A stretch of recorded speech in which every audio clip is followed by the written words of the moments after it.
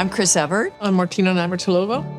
2 years ago, I was diagnosed with ovarian cancer. I had some surgery, some chemotherapy, and then a year later, it came back. I was diagnosed with throat cancer. And when they're trying to figure out exactly where the tumor was on the throat cancer, they found breast cancer. So I had two completely different cancers at the same time. So it was a complicated process, but I got through, and thankfully mine did not come back. Isn't it ironic that with everything we've been through in our career, being rivals and friends, that we happen to get cancer at the same time? When you were diagnosed, it terrified me. And then I supported you. And then a year later, I get it. And then you supported me. My sister Jeannie, as you know, Jeannie was 2 years younger than me. And 2 years prior, she had ovarian cancer as well. And she passed away from it. She had one gene that was suspicious. 2 years later, they called me and they said, remember that gene that was suspicious? It is now classified as cancerous, and it is a BRCA gene. Go get tested. So I did, and I was BRCA positive.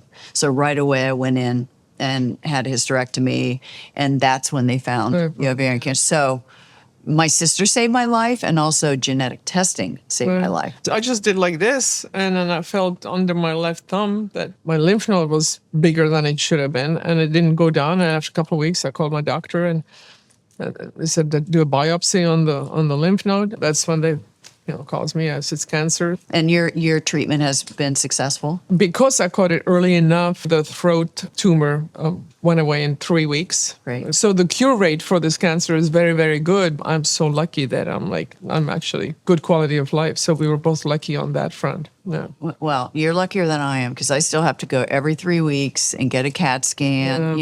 Now that it's come back, then I think there are millions of people around the world going through this. And I never thought, why me? I always thought, why not me? Why not? Yeah. We're no different just because we're tennis champions. We're still going to deal with obstacles that come our way. I think what I learned to do is surrender. There's certain things in life you can control.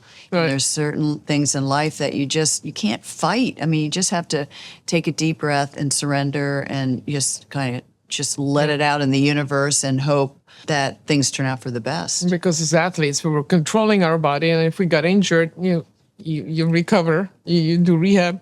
Or if you have surgery, then you do rehab, and you know you're going to be okay in a week or a month or 2 months. This thing, you just, as you said, you surrender because you're not in control at all. And also, the fact that we are in such good shape, and we were really advocates of fitness and good sleep and good food. But it doesn't matter. It doesn't matter. And we say we surround ourselves with a good team and no stress. This one went with me to every treatment. I know that you're only a phone call away. Right. We have such a rich history of, again, competing, and then especially towards the end of our career, we became very, very close because we realized that we weren't only competitors, that we were people with feelings as well, and emotions. And we got to know each other really well towards the end of our career. You're one of my best friends, and I know that I can always count on you. We always had that. I knew always that I could call you at 3 a.m. and say, Chris, I need you. And he would ask, where are you? You do know tennis is a sport of a lifetime, right? It makes your life longer, and it's really helped us. I think it adds 10 years to your life. I think I read that. We'll keep playing. Yeah, until we're 90 years old.